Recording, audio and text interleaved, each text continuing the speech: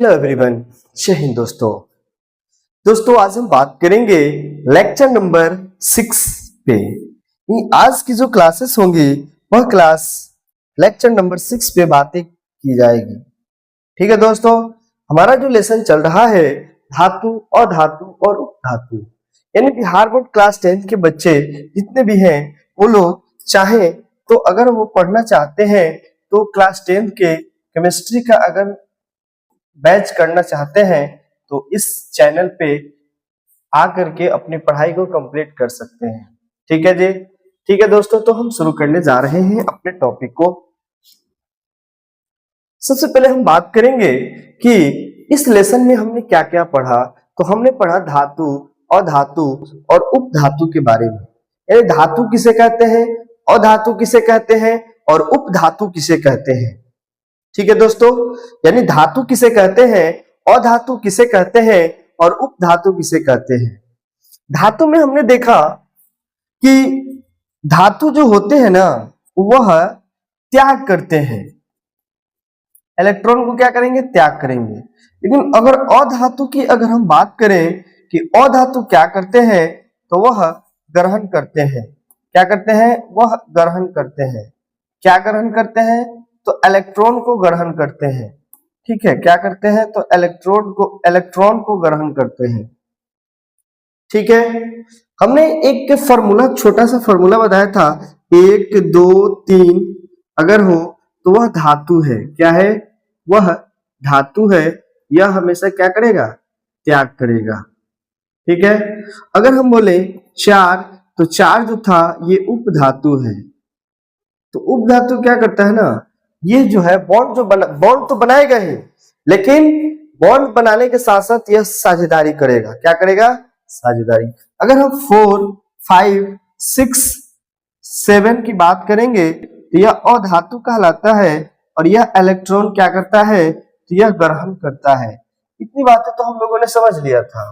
लेकिन अगर 8 की बात करें, ये 8 क्या है, तो यह एक अक्रिय गैस है, नोबेल गैस है। ठीक है, कौन सा गैस, नोबेल गैस। आप मेरी बातों को समझ पा रहे हैं, तो बोलेंगे यस सर, हम आपकी बातों को बहुत अच्छा से समझ पा रहे हैं। तो हम क्या करते हैं, अपने टॉपिक को शुरू करने जा रहे हैं। यानी कहने का मतलब क्या है, हमने धातु और धातु के भौतिक गुणों के बारे में देखा और धातु के भौतिक गुणों के बारे में देखा। हम लोग पढ़ रहे थे धातु की रासायनिक गुण क्या होते हैं, केमिकल प्रॉपर्टीज ऑफ मेटल्स के बारे में हम लोग पढ़ रहे थे। क्योंकि हमने देखा था जब धातु को ऑक्सीजन के साथ अभिक्रिया करा रहे थे तो क्या बना रहा था। ठीक है, यानी धातु को जब हम ऑक्सीजन के साथ अभिक्रिया करा रहे थे तो क्या बना रहा था। ठीक है, ये सारी चीजें हम ये भी देख लिए थे कि धातु को जब हम जल के साथ अभिक्रिया कराते हैं तो क्या बनाता है।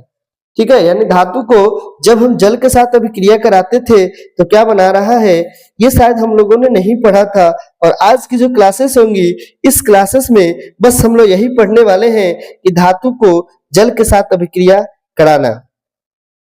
हमने धातु को ऑक्सीजन के साथ अभिक्रिया करा करके देख लिए थे। तो आज आप हेडिंग डालेंगे धातु को जल के साथ अभिक्रिया। ठीक है, तो सबसे पहला जो हेडिंग होगा वह हेडिंग क्या होगा, धातु की जल के साथ अभिक्रिया, जल के साथ अभिक्रिया।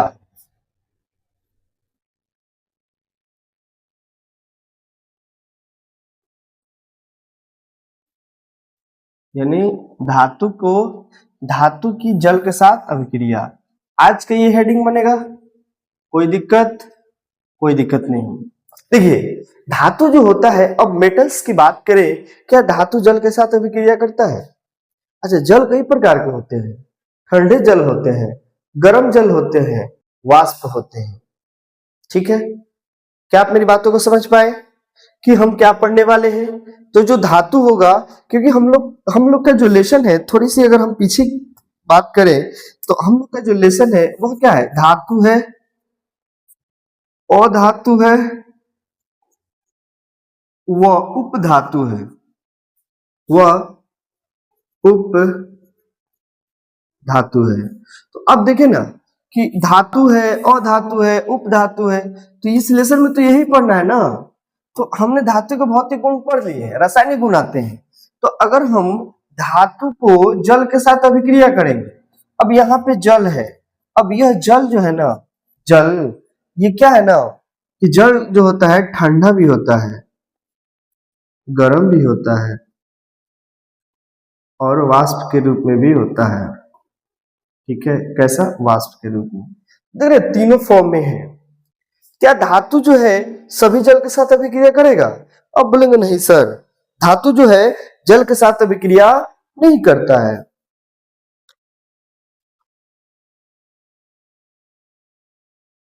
लेकिन धातु जो है जल के साथ अभिक्रिया विभिन्न अवस्थाओं में करता है। विभिन्न अवस्था का मतलब या तो ठंड हो सकता है, या तो गर्म हो सकता है, या तो वाष्प हो सकता है। क्या आप मेरी बातों को समझ पाए? तो समझ पाए तो सबसे पहले लिखेंगे धातु मुख्यतः, ऐसे लिखेंगे, लिखे ऐसे,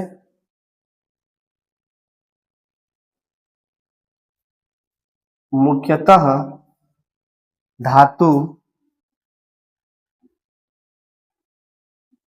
जल के साथ, मुख्यतः धातु जल के साथ अभिक्रिया नहीं करती है, जल के साथ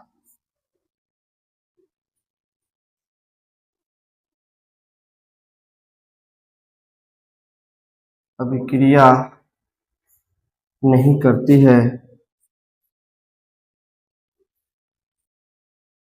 नहीं करती है,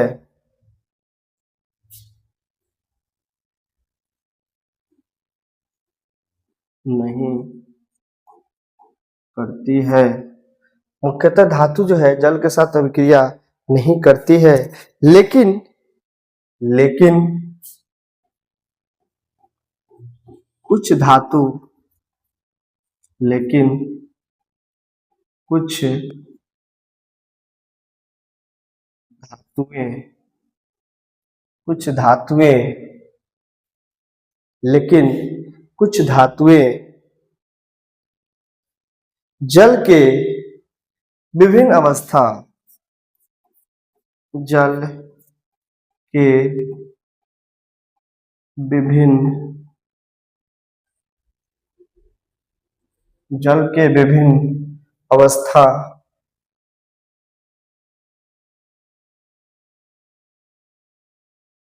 जल के विभिन्न अवस्था, जैसे अवस्था क्या क्या हो सकता है? अवस्था जैसे में हो सकता है ठंडा जल, गरम जल, गरम जल व वाष्प, है कि नहीं? ठंडा जल होता है, गर्म जल होता है, वह वाष्प होता है। वाष्प इत्यादि में जल के साथ, इत्यादि में, इत्यादि में जल के साथ, इत्यादि में जल के साथ, इत्यादि में जल के साथ अभिक्रिया करती है। जल इत्यादि में जल के साथ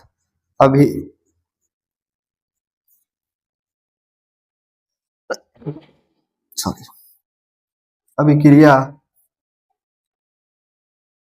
करती है।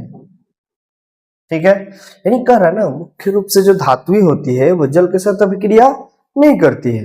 मुख्य रूप से कुछ धातुएं होती है जो यानी जल के साथ अभिक्रिया करती है। तो वो कुछ धातु ऐसे है, जैसे कुछ है ठंडा जल है, गर्म जल है, वाष्प है, ये सब जल के क्या है? प्रकार है। क्या है? जल के प्रकार है। ठीक है, जल के क्या है, प्रकार हैं। तो कुछ धातुएं जो होती है जल के साथ क्या करती है, अभिक्रिया कर लेती है। अगर हम आगे बढ़े तो सबसे पहले इसमें लिखेंगे, यानी धातुएं जो जल के साथ अभिक्रिया नहीं करती है। सबसे पहला हेडिंग होगा वह धातु जो जल के साथ अभिक्रिया नहीं करती है। ठीक है, यानी सबसे पहले आप हेडिंग डालेंगे धातुएं जो जल के साथ अभिक्रिया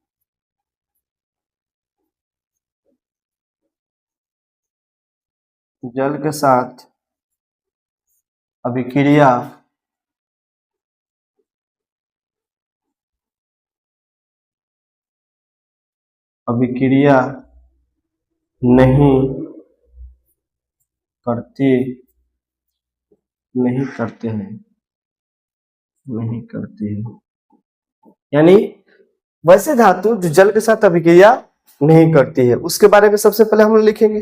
तो लिखेंगे जैसे कौन कौन सी धातु है जो अभिक्रिया नहीं करती है। ठीक है, तो लिखेंगे कुछ धातु है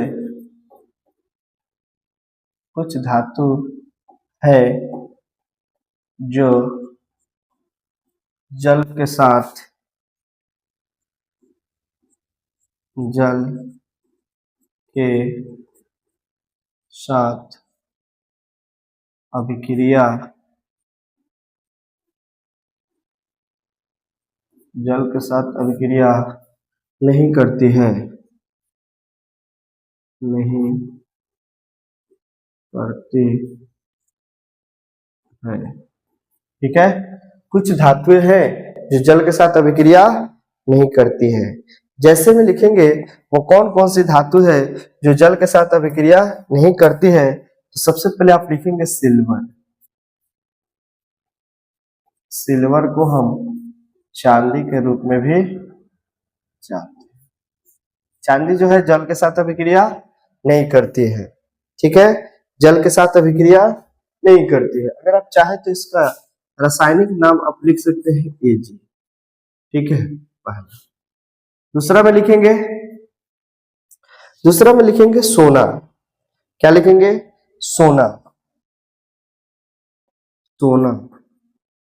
सोना का जो रासायनिक सूत्र होता है Au होता है। क्या होता है, Au। कोई दिक्कत नहीं। ठीक है, अगर हम बात करें तो प्लेटिनम, क्या होता है, प्लेटिनम।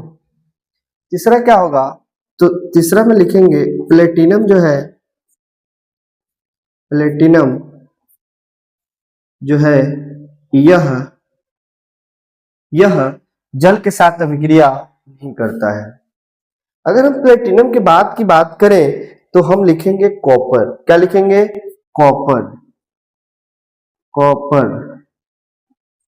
कॉपर जो है जल के साथ अभिक्रिया नहीं करता है। क्या आप मेरी बातों को समझ पाए। कॉपर के बाद हम लिख सकते हैं लेड। क्या लिख सकते हैं, लेड। एक पॉइंट और लिखेंगे, लेड को लिखते हैं Pb। कोई दिक्कत। ये जो ऐसे तत्व हैं जो, यानी धातु जो है, ये ऐसे धातु हैं जो जल के साथ अभिक्रिया नहीं करते हैं। क्या आप मेरी बातों को समझ पाए। तो ये जो धातु है ये क्या है, धातु। क्या है, धातु। तो क्या हम धातु लिख सकते हैं। यह धातु जो है सिल्वर है, सोना है, प्लेटिनम है, कॉपर है, लेड है। ये सब जो है ये जल के साथ अभिक्रिया नहीं करती है। आप अपने घर में देखें कि शीशा ले ले और शीशा को पानी में रखें। ठीक है, जब हम शीशा को पानी में रखेंगे, ठीक है, तो वह अभिक्रिया नहीं करती है। अगर हम सोने को पानी में रखें, सोना को, तो भी अभिक्रिया नहीं करती है। प्लेटिनम जो है ये भी अभिक्रिया नहीं करती है। कॉपर अभिक्रिया नहीं करती है। ठीक है, यानी कॉपर को, यानी तांबे के तार को जल में रख दें, कोई अभिक्रिया नहीं करती है। क्या आप मेरी बातों को समझ पाए कि नहीं? बोले, आगे बढ़े, आगे बढ़े। ठीक है, अब लिखेंगे धात्विक जो जल के साथ अभिक्रिया करती है। यह था जो नहीं करती है, लेकिन अब हम किस पे आएंगे? उस पे आएंगे जो अभिक्रिया करती है। ठीक है जी, बढ़े ना? चलिए हेडिंग डालिए, धात्विक जो जल के साथ अभिक्रिया करती है। धात्विक जो जल के साथ अभिक्रिया करती है, लिखेंगे धात्विक जो जल के साथ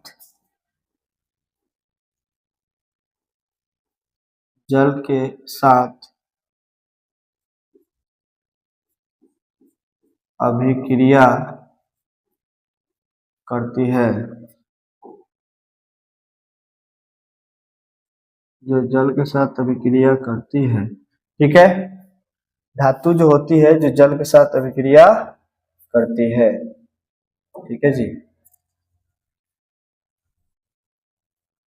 ठीक है जी, धातु जो जल के साथ अभिक्रिया करती है, इसमें लिखेंगे कुछ धातुएं जल के साथ अभिक्रिया करती है। ठीक है, कुछ धातुएं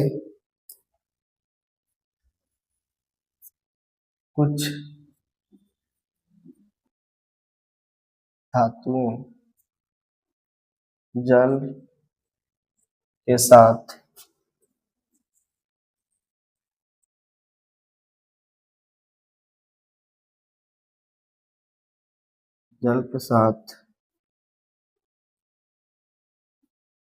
क्रिया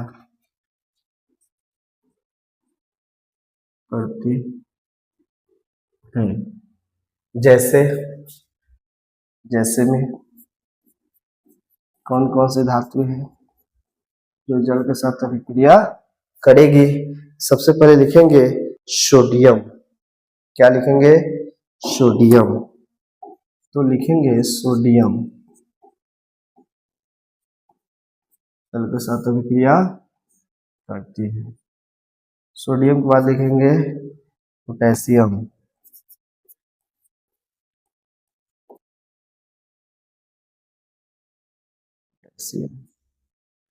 पोटेशियम का सूत्र क्या होता है? सोडियम हो गया, पोटेशियम हो गया, एल्युमिनियम, ठीक है, लोहा,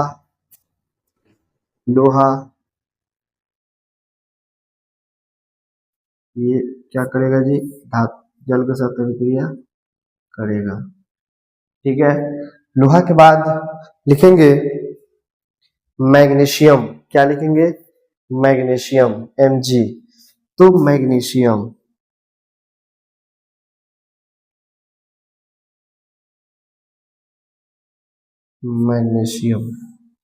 मैग्नीशियम को क्या लिखेंगे?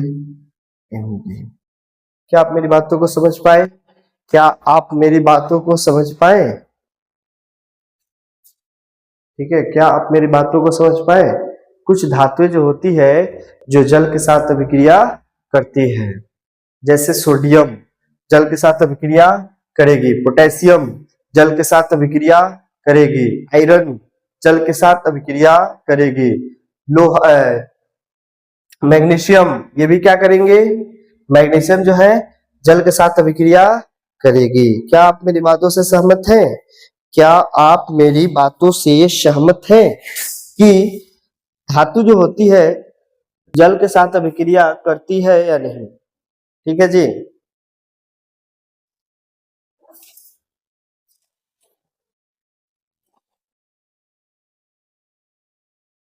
अब लिखेंगे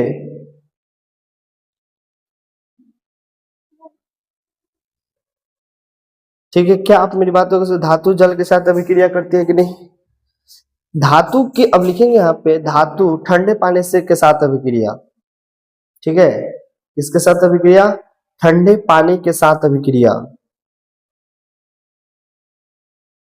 ठीक है, ठंडे पानी के साथ अभिक्रिया, गर्म पानी के साथ अभिक्रिया। हेडिंग डालें, लिखेंगे क्या लिखेंगे? सबसे पहले हेडिंग डालेंगे, बट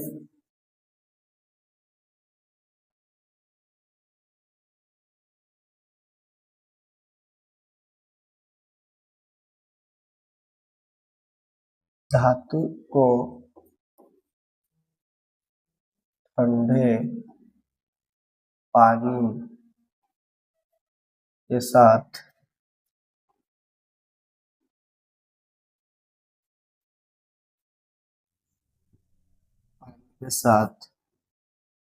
अभी किया। ठीक है, देखो जल जल कई प्रकार का होता है ना। धातु को ठंडे पानी के साथ अभिक्रिया, जब हम सोडियम को हाइड्रोजन के साथ अभिक्रिया कराएंगे, ठीक है, जब हम लिखो ना,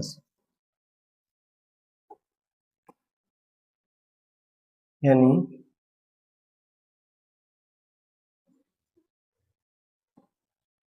जब हम सोडियम को H2 कैसा पानी है, ठंडा पानी है, ठंडा पानी के साथ अभिक्रिया कराएंगे कि क्या बना देगा, NaOH बना देगा। क्या बना देगा, NaOH। ठीक है जी, यहाँ पे बनाएगा NaOH प्लस H2 बनाएगा। कोई दिक्कत, यानी सोडियम को जल के साथ अभिक्रिया कराएंगे तो sodium hydroxide plus hydrogen gas का निर्माण करेगा। ये ध्यान रहे कि ये कैसा पानी है, यह पानी ठंडा है। इक्वेशन में संतुलित करना तो आपको सिखा है ना। तो इसमें देखें, सोडियम एक है, सोडियम एक है, हाइड्रोजन दो है, हाइड्रोजन दो है, ऑक्सीजन एक है, ऑक्सीजन एक है, लेकिन यहाँ पे हाइड्रोजन कितना है, यहाँ पे 3 अगर लगा दिए, तीनों में कितना हुआ, 6 हाइड्रोजन, यहाँ पे 3 में 6 एक साथ काम करते हैं ना, ऐसा करते हैं, काल मेथड का यूज करते हैं। इसको हम ए मान लेते हैं, ठीक है, थोड़ा सा इसको हम ए मान लेंगे, ठीक है जी, ए, इसको बी, इसको सी, इसको डी। ठीक है, तो यहाँ पे हम निकाल देंगे सोडियम, हाइड्रोजन, ऑक्सीजन। ठीक है, सोडियम ए के पास कितना है, ए, तो ए लिखेंगे, बी के पास सोडियम नहीं है तो सी के पास सोडियम कितना है, ए, तो ए बराबर सी। एच के पास बी के पास हाइड्रोजन नहीं, ए के पास नहीं, बी के पास 2b है तो 2b यहाँ पे लिख देंगे बराबर 1 से, क्या लिखेंगे 1 से। ठीक है, और डी के पास भी है ना तो 2d लिख देंगे। ठीक है, वैसे ए बी सी डी का वैल्यू तो निकल जाएगा। ओ के पास, ए के पास ऑक्सीजन कितना है, ए बराबर सी, बी बराबर सी होगा, बी बराबर सी। समझ में आया। तो हम क्या करते हैं ना, ए को अगर हम 1 मानते हैं, ए को 1 तो सी बराबर भी क्या हो जाएगा 1, बी बराबर भी क्या हो जाएगा 1।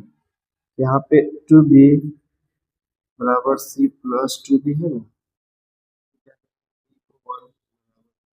1 प्लस 2 इंटू डी। अच्छा, सी हमें पता करना है, सी हम पता, सी तो पता है, डी पता नहीं है, डी नहीं पता है।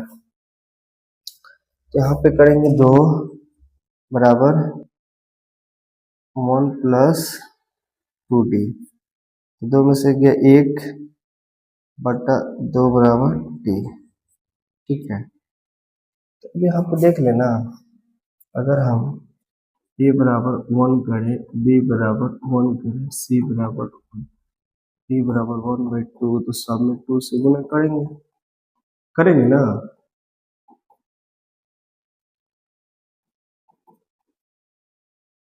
यहाँ पे देखा तो अगर यहाँ पे हम 2 लिख दे, 2 लिख दे, यहाँ पे 2 लिख दे तो इक्वेशन हमारा संतुलित हो गया। क्या देखे तो 2 सोडियम 2 सोडियम, तो 2 दूना 4, हाइड्रोजन, तो यहाँ पे 2 और 2 4, ठीक है। ऑक्सीजन 2, तो ऑक्सीजन 2, इक्वेशन हमारा क्या होगा, संतुलित होगा, ठीक है। इस तरह से ठंडे धातु को जब ठंडे जल के साथ अभिक्रिया कराएंगे तो धातु को क्या बनाएगा, ऑक्साइड बनाएगा। क्या बनाएगा, ऑक्साइड बनाएगा। इसी को हम बोलते हैं हाइड्रोक्साइड।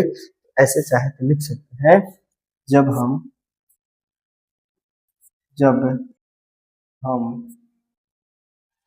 धातु को ठंडे जल के साथ अभिक्रिया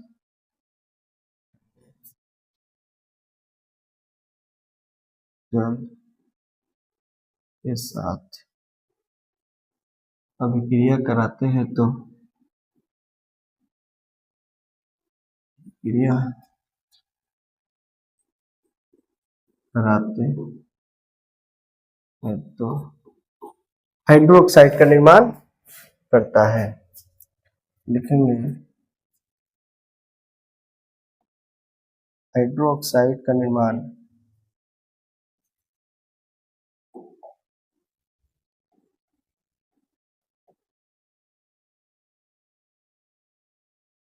हाइड्रोक्साइड का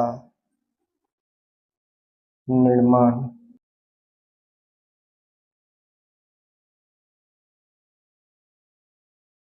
ठीक है जी।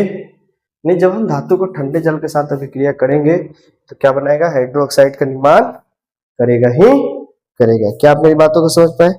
धातु को गर्म पानी के साथ अभिक्रिया कराएंगे, ठीक है। तो नेक्स्ट क्लास में आएंगे तो हम देखेंगे धातु को गर्म पानी के साथ अभिक्रिया कराते हैं क्या बनता है। आज के क्लास यहीं तक रखेंगे। Wish you all the best, have a nice wonderful a good time दोस्तों।